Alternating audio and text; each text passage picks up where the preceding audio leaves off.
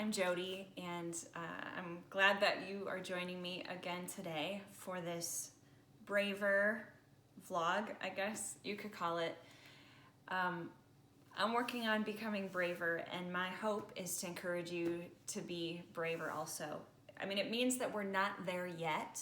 We haven't arrived at this brave place, but we're invited in a relationship with God to become braver. He provides us, in the context of a relationship with Him, an opportunity to grow in bravery, to become more brave, to not be more fearful than we were yesterday, but to become braver.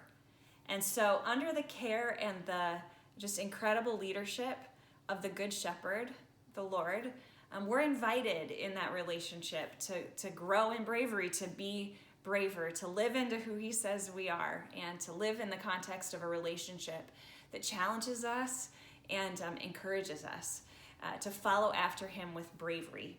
So what can we expect from a Good Shepherd? We're continuing our little journey in Psalm 23, one of the best Psalms ever. I mean, they're all great, okay, but and it is one of the most famous Psalms there is. Psalm 23, maybe you feel like a connection to that Psalm in some way based on a previous experience in your life or what have you, but I love it, and we're walking through it in these days of March 2020. So here's here we'll continue. Psalm 23, starting with verse 1. The Lord is my shepherd, I shall not want.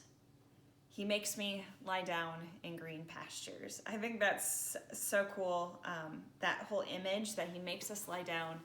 Or David, the guy who's writing this, said, He makes me, my good shepherd, He makes me lie down in green pastures. Well, one thing you maybe don't know about sheep, or maybe you do, is that sheep are finicky.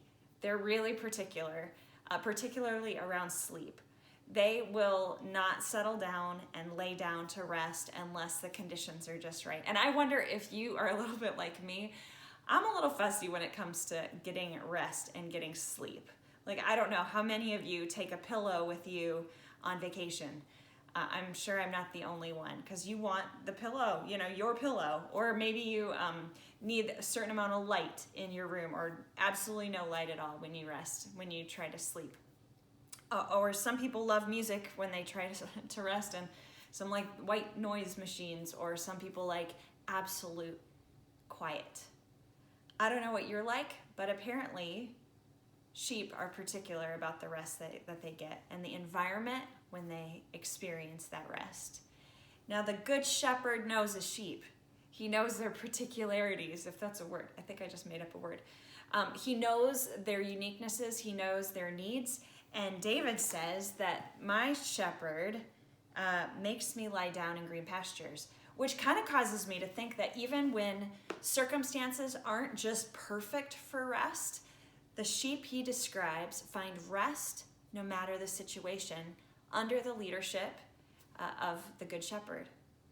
And I think that's incredible, because we sit here in March 2020 where it feels like lots of things are really not restless in our world.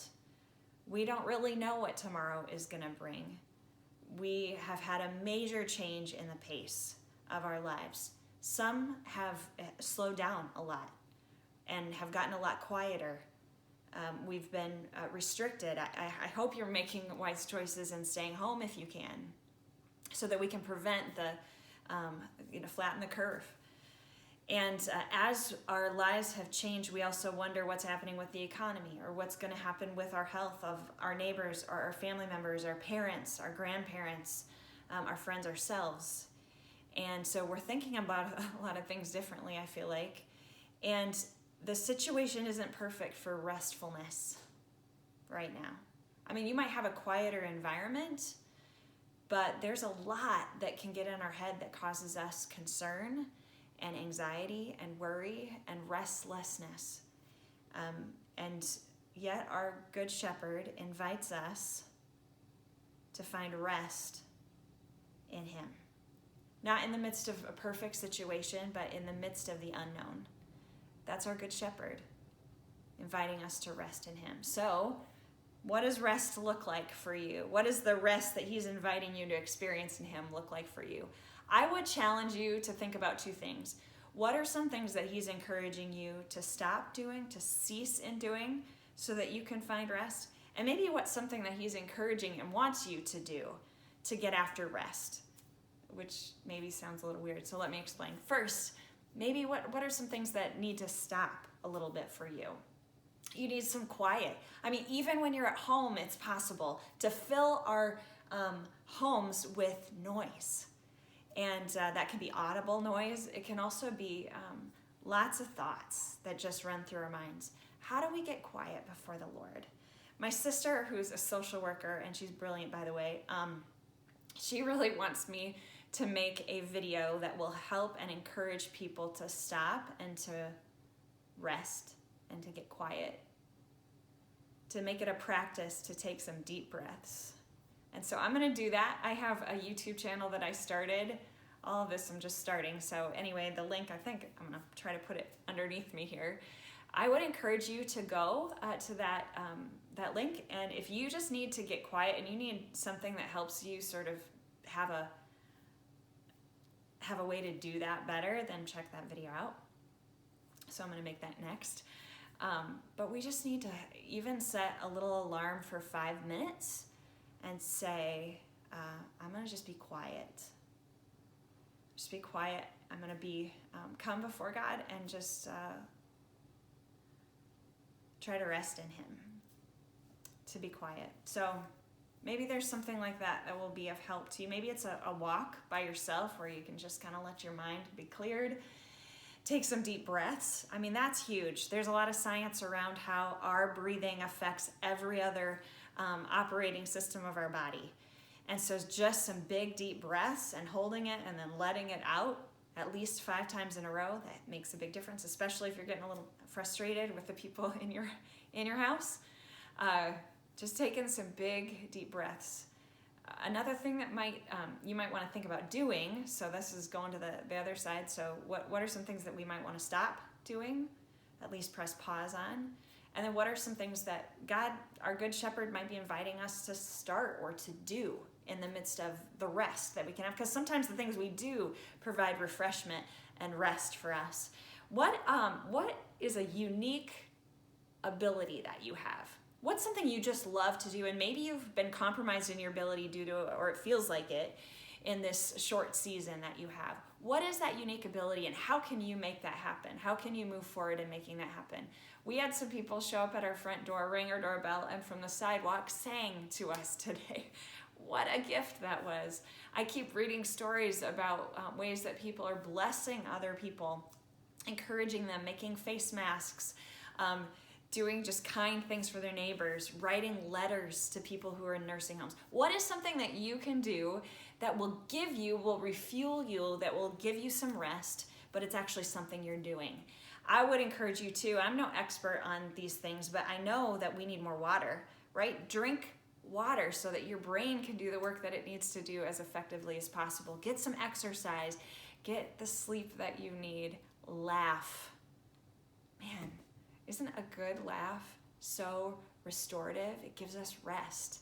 Love. Just maybe do one act of loving kindness to somebody in your house or outside of your house today. So what can you stop doing, cease in doing, to find rest in the Good Shepherd? And what's something you might be able to do, just even small today, that will refresh you and be a blessing to somebody else? What is keeping you from stopping or starting? Sometimes we need to identify what the roadblock is, and then that will allow us to proceed past it with bravery, to become braver. But when it comes to being braver, go to the shepherd, who is, he's the best. He's the source of bravery as you take these next steps in being braver. My prayer is that you find true rest in him, in your relationship with him, or to start a relationship with the Lord Jesus Christ. He loves you. He cares so much about you. He cares about what you're experiencing today, the fears and worries that are on your heart and your mind. He cares about your future, and he invites you to find true rest in him. the Good Shepherd.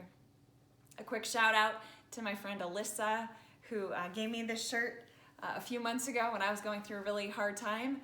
And actually, and a shout out too to Jenny, who made that awesome shirt yesterday. If you want one of those, let me know. I will see if I can find a way to get you one of those, or a way you can buy one. She'll make one for you. And when Alyssa gave me this shirt, she also gave me this magnet. Maybe you've heard this phrase before.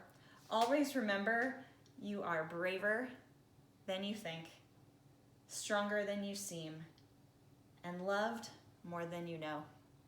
God bless you.